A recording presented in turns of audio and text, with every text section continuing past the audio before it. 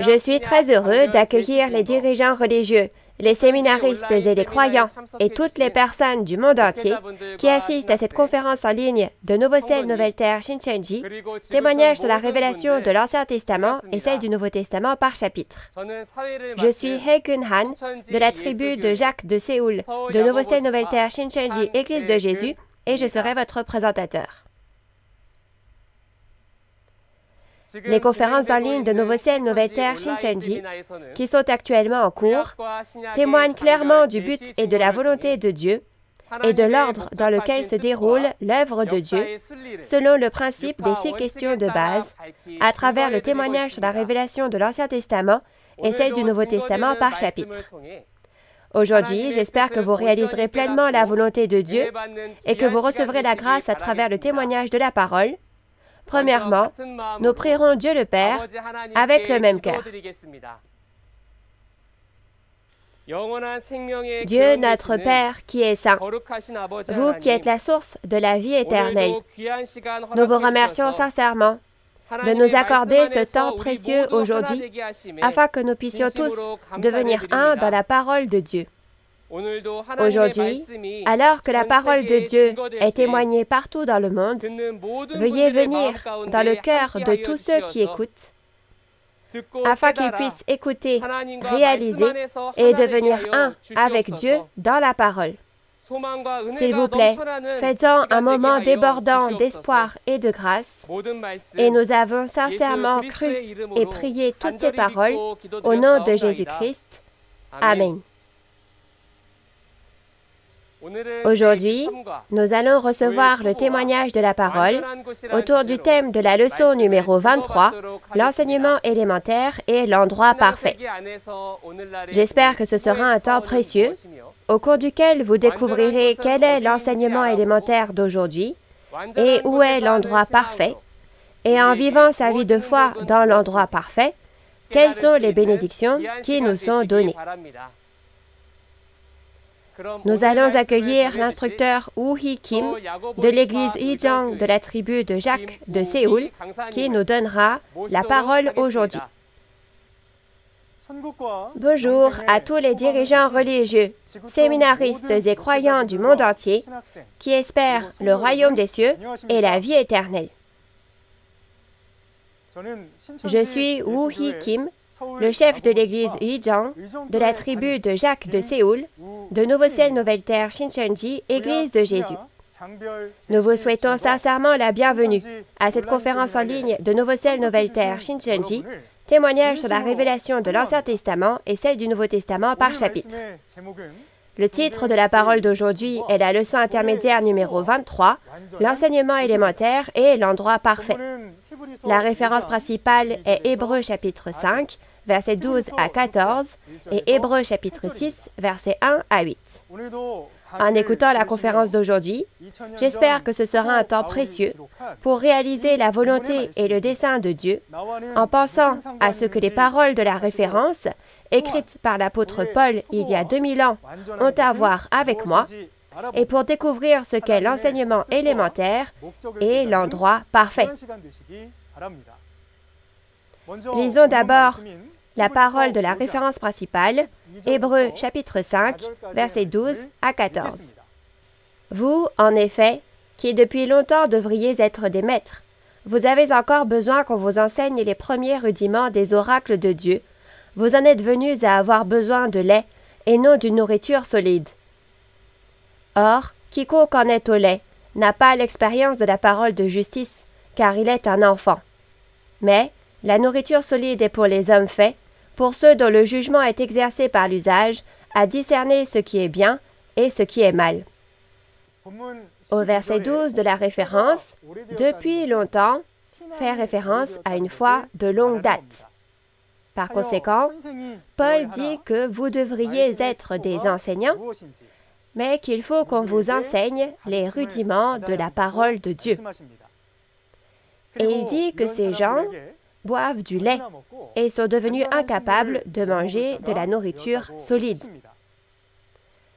Quel est le titre de la parole d'aujourd'hui? L'enseignement élémentaire et l'endroit parfait. Alors, qu'est-ce que l'enseignement dans la Bible? Dans Jean chapitre 1, verset 1, il est dit qu'au commencement était la parole et que la parole était Dieu. La parole s'écrit ici « do » en caractère chinois, ce qui signifie le chemin, soit l'enseignement. Par conséquent, les rudiments de la parole sont les enseignements élémentaires. Tout comme dans le monde, il y a ce qu'on appelle l'école élémentaire ou primaire, fréquentée par les enfants, et il y a l'université, fréquentée par les adultes. De même, dans le monde de la foi, il y a des endroits où il y a l'enseignement élémentaire, et il y a l'endroit parfait, c'est-à-dire là où il y a l'enseignement parfait. Dans la référence, il est dit que les rudiments de la parole sont comme le lait que l'enfant boit, et la parole parfaite, c'est-à-dire la parole de justice, est la nourriture solide. Alors regardons quelle est la parole élémentaire et la parole parfaite, et nous verrons aussi de qui il faut l'apprendre. Les versets 13 et 14 disent que quiconque se nourrit de lait n'a pas l'expérience de la parole de justice, car il est un enfant. Et que quiconque mange de la nourriture solide est un homme fait, soit adulte, dont le jugement est exercé par l'usage à discerner ce qui est bien et ce qui est mal. Tout comme les enfants et les personnes adultes mangent des aliments différents dans le monde de la foi aussi, ceux qui écoutent les paroles comme du lait sont comme des enfants,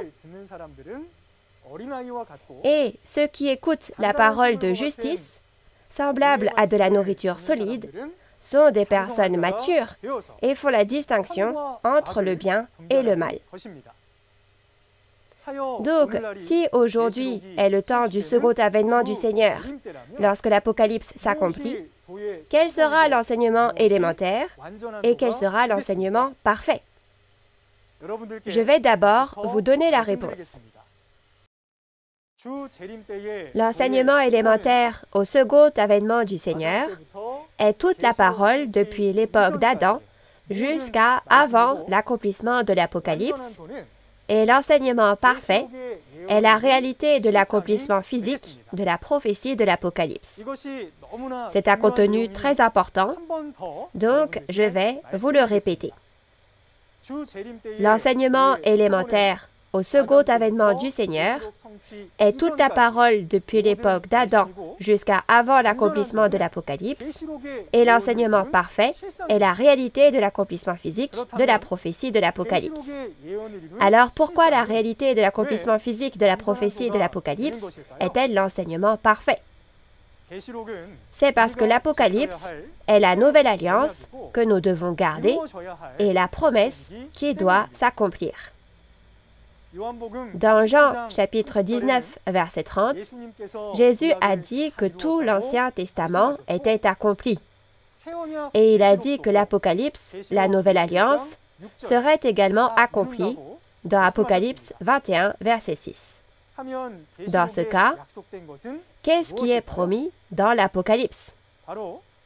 C'est la volonté et le but de Dieu. Par conséquent, la parole de la réalité de l'accomplissement physique de la prophétie de l'Apocalypse, qui permet de connaître la volonté et le dessein de Dieu, est la parole parfaite, c'est-à-dire l'enseignement parfait.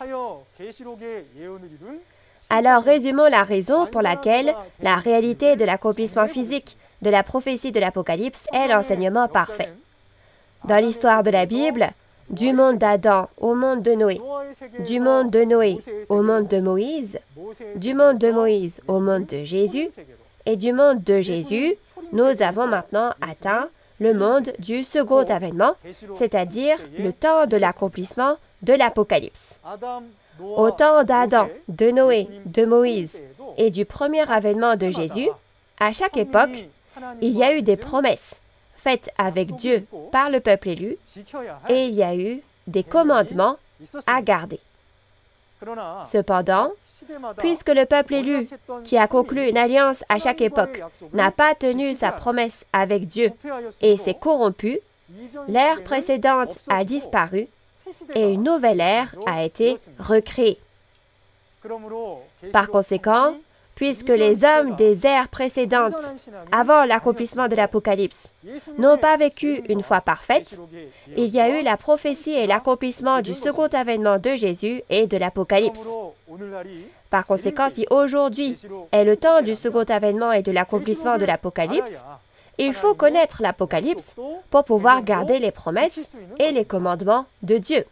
De plus, puisque la volonté et le dessein de Dieu sont consignés dans l'Apocalypse, nous devons la connaître pour réaliser l'enseignement parfait.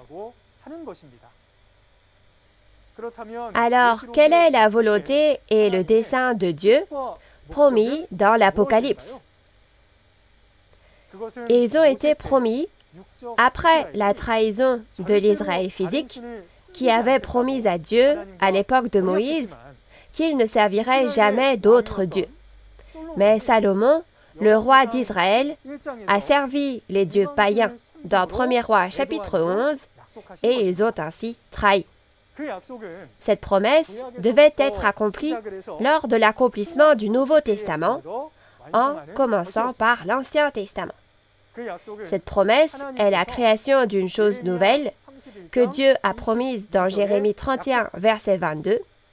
Et pour l'accomplir, il a promis dans l'Ancien Testament l'ensemencement de 2 types de semences et l'établissement d'une nouvelle alliance.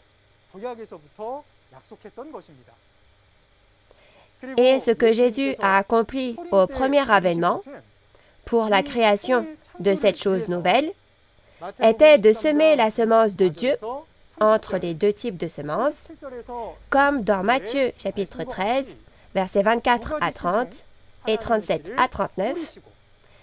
Et il a dit qu'il y aurait la moisson, au temps de la moisson, soit la fin du monde. Selon Luc chapitre 22, versets 14 à 20 aussi, il a établi à l'avance ce qui sera accompli au second avènement en tant que nouvelle alliance, et cette nouvelle alliance était la loi de Dieu, l'Apocalypse. Ainsi, Jésus est venu selon l'Ancien Testament et a semé la semence au premier avènement, et au second avènement, il est venu moissonner ce né de la semence de Dieu, et est venu créer un nouveau ciel et une nouvelle terre, l'achèvement de la création d'une chose nouvelle. Par conséquent, lors du second avènement, les 12 tribus ont été créées en moissonnant et en scellant, et cela a été promis depuis l'Ancien Testament et était le but à accomplir. Par conséquent, le but que Dieu voulait accomplir au temps de l'accomplissement de l'Apocalypse était de moissonner, de sceller et de créer le nouveau royaume et le nouveau peuple de Dieu, le nouveau ciel et la nouvelle terre, les 12 tribus. Et l'autre était de capturer et d'emprisonner le dragon, le diable. C'est l'accomplissement de ce qui est écrit dans l'Apocalypse, et c'est la chose parfaite. Ainsi, lorsque l'Apocalypse s'accomplit, le diable est capturé et emprisonné. Alors, qui va gouverner maintenant? C'est Dieu qui gouverne, bien sûr. Dans ce cas, qu'a-t-il créé pour cela? Précisément, les 12 tribus du nouveau royaume et du nouveau peuple promis. Dieu a dit qu'il finirait par venir sur cette terre. Alors, où vient-il? Comme Dieu l'a promis dans l'Ancien Testament, il moissonne ce né de la semence de Dieu et scelle ceux qui sont moissonnés pour créer les 12 tribus du nouveau royaume, n'est-ce pas? Par conséquent, puisque ces 12 tribus sont le dessein de Dieu, Dieu et le royaume des cieux viennent à cet endroit et deviennent un. Et quand Dieu règne, ces 12 tribus sont précisément l'endroit parfait. Par conséquent, personne ne peut dire qu'il est allé au royaume des cieux ou qu'il va au royaume des cieux sans appartenir à ces 12 tribus. Alors, N'est-ce pas précisément l'endroit où la volonté et le dessein de Dieu s'accomplissent? Trouver ces 12 tribus et pratiquer sa foi telle que c'est écrit dans la Bible, c'est arriver à la foi parfaite. Par conséquent, la parole parfaite, semblable à de la nourriture solide au second avènement du Seigneur, est la réalité de l'accomplissement physique de la prophétie de l'Apocalypse. Et l'endroit parfait au second avènement du Seigneur est les 12 tribus du nouveau royaume et du nouveau peuple, créés selon la promesse de l'Apocalypse et devenant un avec Dieu et le royaume des cieux. Dans Apocalypse 22, 18 à 19, il a averti que si nous ajoutons ou retranchons à l'Apocalypse, on ne pourra pas entrer au royaume des cieux et on recevra les fléaux. Connaissez-vous bien l'Apocalypse? Connaissiez-vous la volonté et le dessein de Dieu? Il faut connaître ces choses pour être qualifié de personnes matures qui mangent la nourriture solide. Si vous ne connaissez pas ces choses, vous êtes dans l'enseignement élémentaire et finissez par ajouter ou retrancher à l'Apocalypse. Dans ce cas, quand pouvons-nous réaliser la signification de l'Apocalypse? Lorsque la prophétie de l'Apocalypse s'accomplit. C'est seulement lorsque l'Apocalypse s'accomplit et que la réalité prophétisée apparaît que nous comprenons sa signification.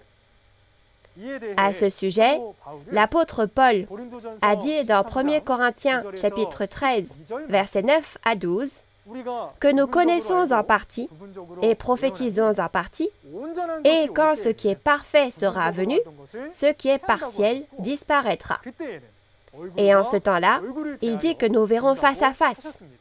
Donc, avant que la prophétie ne soit accomplie, nous connaissions en partie.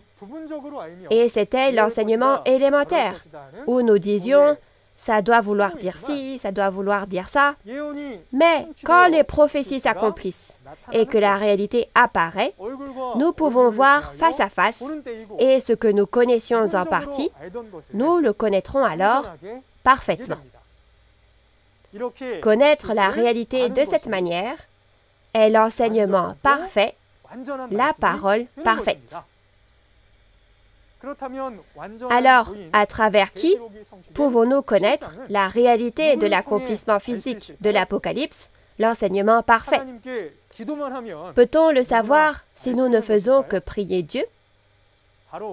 Lorsque les prophéties de l'Apocalypse sont accomplies, nous l'apprenons à travers le pasteur promis, choisi par Dieu. Ceci est très important pour les croyants qui doivent connaître l'Apocalypse lors du second avènement du Seigneur. Comme dans Amos chapitre 3, verset 7, Dieu a d'abord choisi un pasteur, lui a montré le secret du royaume des cieux, et lorsque la prophétie s'est accomplie, il l'a fait témoigner de la réalité de ce qu'il a vu et entendu. Ainsi, comme la parole qui dit « Vous avez encore besoin qu'on vous enseigne ce qu'est la parole élémentaire, ce qu'est la parole parfaite et de qui vous devez l'apprendre », nous apprenons ces choses à travers le pasteur promis. Ainsi, Dieu ne révèle le mystère de Dieu qu'au pasteur promis qu'il a choisi et le fait en témoigner. Nous pouvons le savoir en détail grâce au processus de délivrance de la révélation consigné dans Apocalypse 1, verset 1. Lisons Apocalypse 1, verset 1. Révélation de Jésus-Christ que Dieu lui a donnée pour montrer à ses serviteurs les choses qui doivent arriver bientôt et qu'il a fait connaître par l'envoi de son ange à son serviteur Jean. En regardant le processus de délivrance de la révélation, il y a un livre scellé de 7 sceaux dans la main droite de Dieu dans Apocalypse 5, et il est dit que personne au ciel et sur la terre ni sous la terre ne peut ouvrir les sceaux de ce livre scellé. Dieu a donné ce livre scellé à Jésus, et dans Apocalypse 6 et 8, Jésus ouvre les sceaux de ce livre un par un, ouvrant ainsi tous les 7 sceaux. tous les sceaux du livre scellé ont été ouverts et Jésus a donné le livre ouvert à un ange. Et à travers cet ange, Nouveau Jean, le pasteur promis, qui est dans la position de l'apôtre Jean, a reçu et mangé le livre ouvert dans Apocalypse 10 et le prêche aux serviteurs de Dieu. Ce sont les 12 tribus d'Apocalypse 7, les 144 000 et la multitude en blanc. Alors, de qui doit-on apprendre la réalité de l'accomplissement physique de l'Apocalypse au temps de son accomplissement? Premièrement, dans le monde spirituel du ciel, Dieu, l'auteur de ce livre, sait, et Jésus, qui a reçu le livre de la part de Dieu, sait. Et dans ce monde physique de la terre, qui sait? Le livre révélé n'est pas dans la main de Dieu, ni dans la main de Jésus, puisqu'il est entré dans le ventre du pasteur promis dans Apocalypse 10, il faut apprendre du pasteur promis qui a reçu et mangé le livre ouvert. Ce pasteur promis, comme le dit Apocalypse 22, verset 8, lorsque Jésus accomplit tous les chapitres d'Apocalypse, il est celui qui a vu et entendu à ses côtés, et comme promis dans Apocalypse 22, 16, il est le messager de Jésus qui témoigne aux églises des événements de tous les chapitres de l'Apocalypse. Par conséquent, pour que les églises qui croient en Jésus réalisent les paroles de l'Apocalypse, elles doivent rencontrer ce pasteur promis à tout prix. Chers auditeurs, avez-vous rencontré ce pasteur? Et pourquoi faut-il rencontrer ce pasteur? La raison en est que nous ne pouvons apprendre l'Apocalypse qu'à travers le pasteur promis, Nouveau Jean. Ce n'est qu'alors que vous pourrez devenir une personne adulte qui a réalisé la volonté et le dessein de Dieu et arriver à l'endroit parfait où Dieu et le royaume des cieux sont. Que devons-nous faire lorsqu'un endroit aussi parfait apparaît? Dois-je rester dans les enseignements élémentaires ou dois-je aller à l'endroit parfait? Regardons la référence principale. Lisons Hébreux chapitre 6, versets 1 à 3. C'est pourquoi, laissant les éléments de la parole de Christ, tendons à ce qui est parfait, sans poser de nouveau le fondement du renoncement aux œuvres mortes, de la foi en Dieu, de la doctrine des baptêmes, de l'imposition des mains, de la résurrection des morts et du jugement éternel. C'est ce que nous ferons si Dieu le permet. Au verset 1, on nous dit de mettre de côté l'enseignement élémentaire du Christ et de tendre à ce qui est parfait, sans poser de nouveau le fondement du renoncement aux œuvres mortes, de la foi en Dieu, de la doctrine des baptêmes, de l'imposition des mains, de la résurrection des morts et du jugement éternel. Alors, pourquoi faut-il abandonner l'enseignement élémentaire? Si nous parlons du temps du premier avènement, lorsque ces paroles ont été écrites, c'est parce que l'Ancien Testament s'est accompli, mais la promesse de l'Apocalypse, elle, demeure. Par conséquent, puisqu'il s'agit de la foi élémentaire dans l'ère précédente, on nous dit de la jeter. Dans Matthieu 7, verset 21, Jésus a dit que ce n'est pas parce que nous disons « Seigneur, Seigneur » que nous entrerons tous au royaume des cieux, mais que nous entrerons au royaume des cieux seulement si nous suivons la volonté du Père. Alors, lorsque l'endroit parfait apparaît, ne devrions-nous pas le vérifier et aller à cet endroit? Par conséquent, l'endroit parfait au second avènement du Seigneur est l'endroit créé selon la promesse de l'Apocalypse et l'endroit qui témoigne de la réalité de l'accomplissement physique de l'Apocalypse. C'est précisément le lieu où les prophéties de l'Apocalypse s'accomplissent et où l'on voit face à face les réalités prophétisées qui sont apparues. Dans ce cas, la chose vraiment importante est de vérifier si l'endroit auquel j'appartiens donne l'enseignement élémentaire ou est l'endroit parfait, n'est-ce pas? Comment pouvons-nous le vérifier? Lors du second avènement du Seigneur, la différence entre l'enseignement élémentaire et l'endroit parfait est la question de connaissez-vous ou non le vrai sens et la réalité de l'Apocalypse. Pour vérifier cela, permettez-moi de donner un exemple tiré de l'Apocalypse.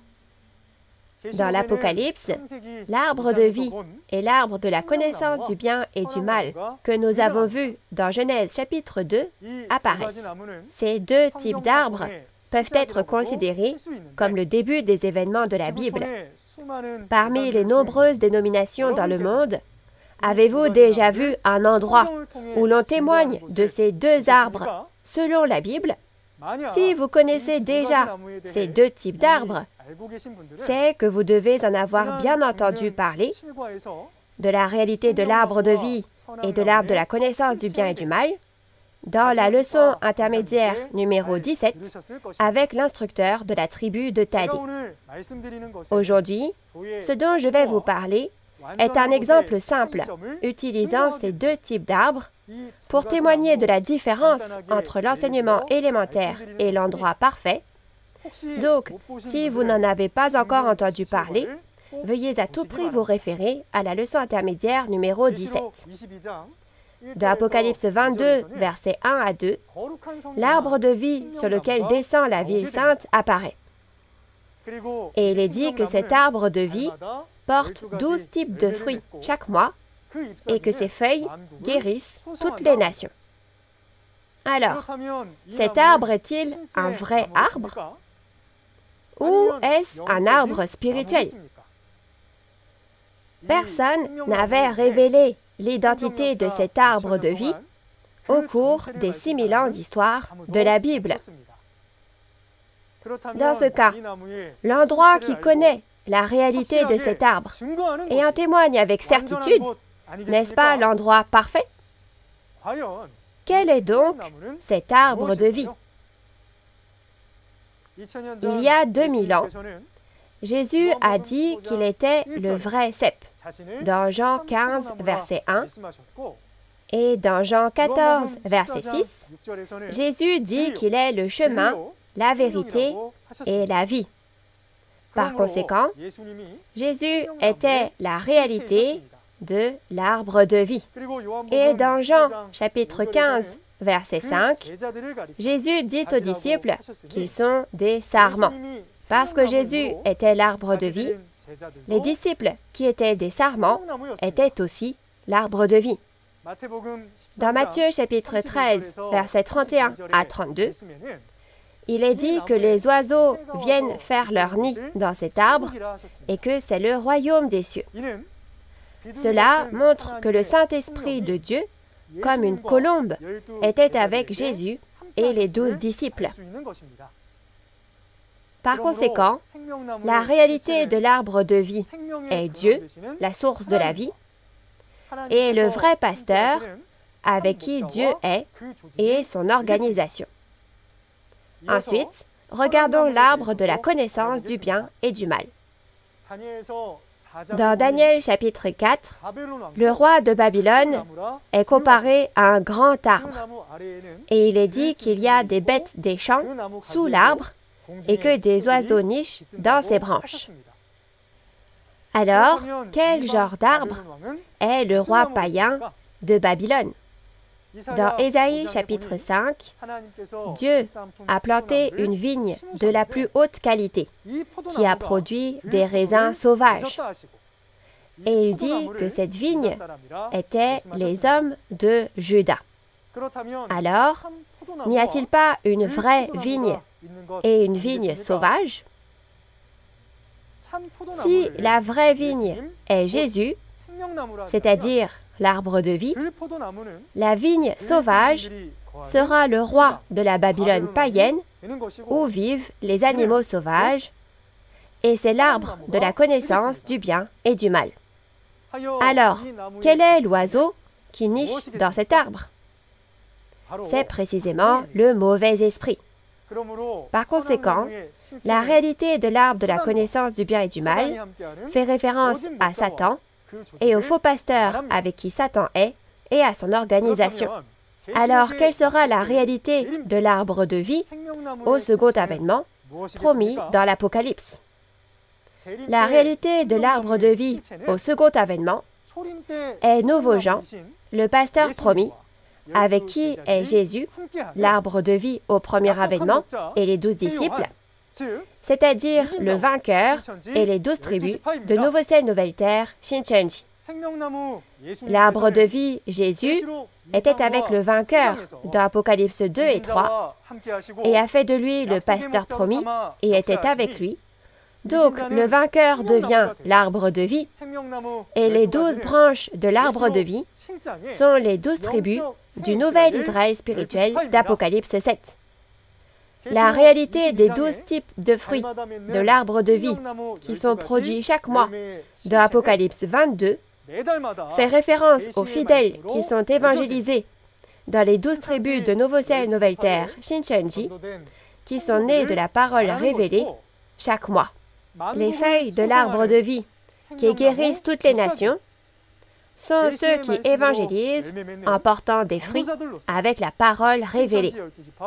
Et les fidèles des 12 tribus de Nouveau Ciel, Nouvelle Terre, Shincheonji en sont la réalité et la guérison de toutes les nations à travers la parole révélée est ce que vous voyez vous aussi à l'instant même. D'autre part, quelle sera la réalité de l'arbre du bien et du mal au second avènement? Cela fait référence à la prostituée Babylone et à son organisation. Dans Apocalypse 17, une prostituée est montée sur une bête à 7 têtes et 10 cornes, et son nom, écrit sur son front, est Babylone. Et dans Apocalypse 18, il est dit que Babylone est le royaume de Satan, qui a fait tomber toutes les nations avec le vin de l'impudicité, et le repère des démons, où les oiseaux impurs sont venus. Par conséquent, cette organisation de Babylone est l'arbre du bien et du mal, comme le roi de Babylone dans Daniel 4. C'est pourquoi le fruit de la connaissance du bien et du mal est le vin de l'impudicité de Babylone qui a détruit toutes les nations. Comme le dit Deutéronome chapitre 32, versets 32 à 33, c'est le vin de Satan, comme le venin des serpents et le poison des aspics, et c'est la fausse doctrine, soit les commentaires de Satan. Comme nous l'avons vu jusqu'ici, il est difficile de connaître le vrai sens de ces paroles ou de distinguer les deux appartenances au niveau de l'enseignement élémentaire. Mais ceux qui sont à l'endroit parfait réalisent et les distinguent. Par conséquent, au second avènement, l'enseignement élémentaire, c'est ne pas connaître la véritable signification ni la réalité des deux types d'arbres, et l'endroit parfait est Nouveau Ciel, Nouvelle Terre, Shincheonji, Église de Jésus, qui connaît la signification et la réalité des deux arbres et en témoigne. Le secret de l'arbre de vie et de l'arbre de la connaissance du bien et du mal, que personne ne connaissait pendant 6000 ans, et ce secret qu'aucune autre organisation religieuse au monde ne connaissait jusqu'à présent, tous les fidèles de Nouveau Ciel, Nouvelle Terre, Shincheonji le connaissent, même les enfants. Alors, comment à Nouveau Ciel, Nouvelle Terre, Shincheonji sait-on toutes ces choses? C'est parce que nous avons appris du pasteur promis. Ainsi, l'endroit parfait, au temps de l'accomplissement de l'Apocalypse, est l'endroit qui témoigne de la réalité de l'accomplissement physique de l'Apocalypse, où se trouve Nouveau Jean, le pasteur promis du Nouveau Testament, qui a vu et entendu les paroles de tous les chapitres de l'Apocalypse de la part de Jésus. Et ce sont les 12 tribus de Nouveau Ciel, Nouvelle Terre, Shincheonji, Église de Jésus, où se trouvent ceux qui ont appris l'Apocalypse de la part du pasteur promis, ont réalisé et croient. Cependant, même lorsqu'ils connaissent un endroit aussi parfait, il est dit qu'il y a des gens qui retournent à l'enseignement élémentaire. Lisons donc Hébreux 6, 4 à 8 pour savoir la façon dont la Bible parle de ces personnes. Car il est impossible que ceux qui ont été une fois éclairés, qui ont goûté le don céleste, qui ont eu part au Saint-Esprit, qui ont goûté la bonne parole de Dieu et les puissances du siècle à venir, et qui sont tombés, soient encore renouvelés et amenés à la repentance, puisqu'ils crucifient pour leur part le Fils de Dieu et l'exposent à l'ignominie. Lorsqu'une terre est abreuvée par la pluie qui tombe souvent sur elle, et qu'elle produit une herbe utile à ceux pour qui elle est cultivée, elle participe à la bénédiction de Dieu, mais si elle produit des épines et des chardons, elle est réprouvée et près d'être maudite, et en finit par y mettre le feu. À partir du verset 4, on parle de ceux qui ont entendu la parole révélée, témoignée dans l'endroit parfait, et qui ont goûté aux puissances du siècle à venir, et qui sont tombés. Le siècle à venir signifie le monde à venir, et si vous pensez au premier avènement lorsque ces paroles ont été écrites, cela fait donc référence au temps de l'accomplissement de l'Apocalypse lorsque Jésus revient. Et la puissance du siècle à venir est l'accomplissement de l'Apocalypse. Lorsque l'Apocalypse s'accomplit, les réalités écrites apparaissent, et tout comme nous voyons face à face, nous pouvons voir et connaître toutes les réalités de l'Apocalypse. Mais qu'en est-il de ceux qui sont tombés? Il est dit qu'il leur est impossible de se repentir et que c'est comme clouer à nouveau Jésus sur la croix, comme au premier avènement. Puis, les versets 7 et 8 parlent de ceux qui gardent la parole parfaite et de ceux qui ne la gardent pas. Tout d'abord, il est dit que ceux qui sont bénis par Dieu sont la terre qui produit une herbe utile. D'après Luc 8, verset 15, ce sont les personnes qui sont comme la bonne terre, celles qui écoutent la parole avec un cœur honnête et bon, la gardent et portent du fruit avec persévérance. À l'inverse, ceux qui donnent des épines et des chardons et sont maudits par Dieu et brûlés sont ceux qui trahissent après avoir appris le témoignage de l'accomplissement de l'Apocalypse, qui est l'enseignement parfait. Second Pierre 2, 20 à 22 et Matthieu 7, 6 désignent ces personnes comme des chiens et des pourceaux. Ce sont ceux qui, après avoir connu l'enseignement parfait, qui est la parole de justice, rejettent les saints commandements qu'ils ont reçus. La raison en est que même après avoir connu l'enseignement parfait, ils sont retournés aux enseignements élémentaires. Lequel de ces deux types de personnes aimeriez-vous devenir? Maintenant que c'est le temps de l'accomplissement de l'Apocalypse, lorsque Jésus revient, ne devrions-nous pas jeter l'enseignement élémentaire et apprendre et enseigner la parole de l'Apocalypse, l'enseignement parfait?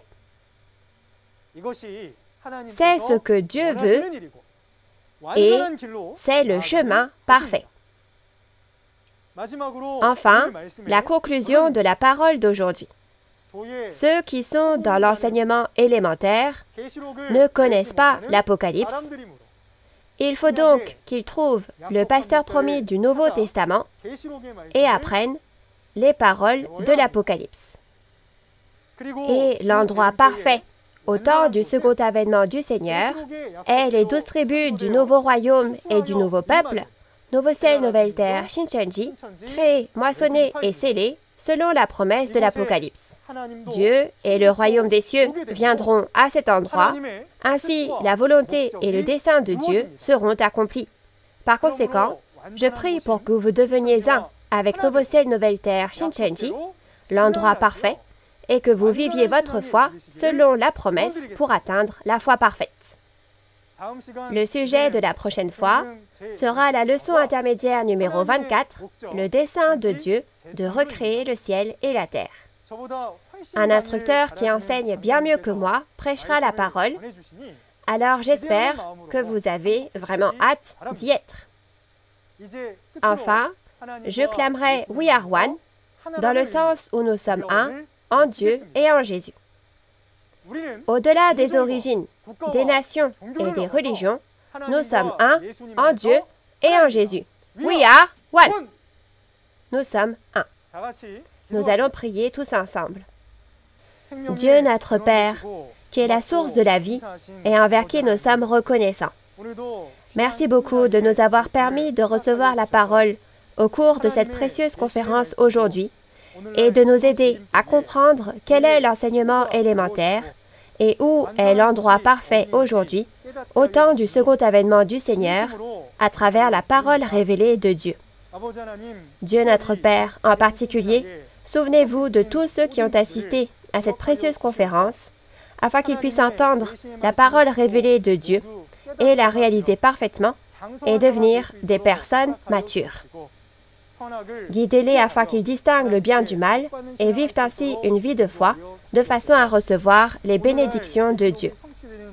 S'il vous plaît, pour que l'ère de la venue et du règne de Dieu vienne bientôt, à cette époque, quand l'Apocalypse s'accomplit, Dieu le Père, quand vous viendrez et serez avec nous, aidez-nous à recevoir et à jouir de précieuses bénédictions, en étant tous avec Dieu, et d'hériter le royaume des cieux et la vie éternelle, en étant avec Dieu pour toujours.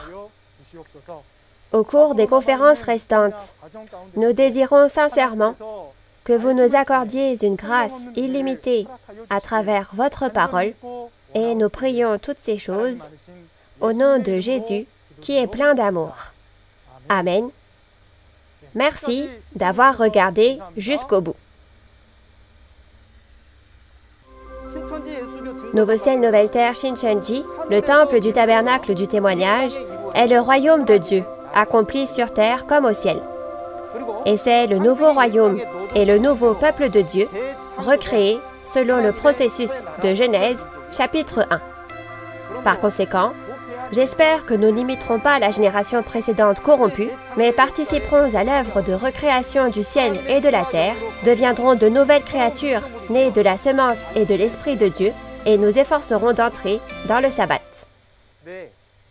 Comme vous pouvez le voir dans la vidéo, la prochaine fois, la conférence aura lieu sur le thème du dessein de Dieu, qui est de recréer le ciel et la terre. L'heure sera la même qu'aujourd'hui à 10 heures, alors j'espère que vous serez tous présents et que vous réaliserez clairement le but de Dieu qui travaille depuis 6000 ans. Les conférences en ligne, témoignages sur la révélation de l'Ancien Testament et celles du Nouveau Testament par chapitre, sont diffusées simultanément en 24 langues à travers le monde via la chaîne YouTube officielle de Nouveau ciel, nouvelle terre, Shincheonji, Église de Jésus. Il y a beaucoup de bonnes nouvelles venant du monde entier et de chaque dénomination, espérant ne faire qu'un avec Nouveau ciel, nouvelle terre, Shincheonji. En plus de la parole que vous avez entendue aujourd'hui, si vous avez des questions ou demandes de renseignements sur Nouveau ciel, nouvelle terre, Shincheonji, Église de Jésus et sa doctrine, veuillez nous contacter au numéro représentatif de chaque tribu indiqué à l'écran. Nous vous guiderons en détail et avec amabilité. Maintenant, nous allons clôturer cette conférence en ligne de Nouveau ciel, nouvelle terre, Shincheonji, en faisant la prière que le Seigneur nous a enseignée. Nous allons prier. Notre Père, qui es aux cieux, que ton nom soit sanctifié, que ton règne vienne, que ta volonté soit faite sur la terre comme au ciel. Donne-nous aujourd'hui notre pain de ce jour. Pardonne-nous nos offenses, comme nous pardonnons aussi à ceux qui nous ont offensés. Et ne nous laisse pas entrer en tentation, mais délivre-nous du mal. Car c'est à toi qu'appartiennent le règne, la puissance et la gloire, au siècle des siècles. Amen. Merci à tous ceux qui ont été avec nous.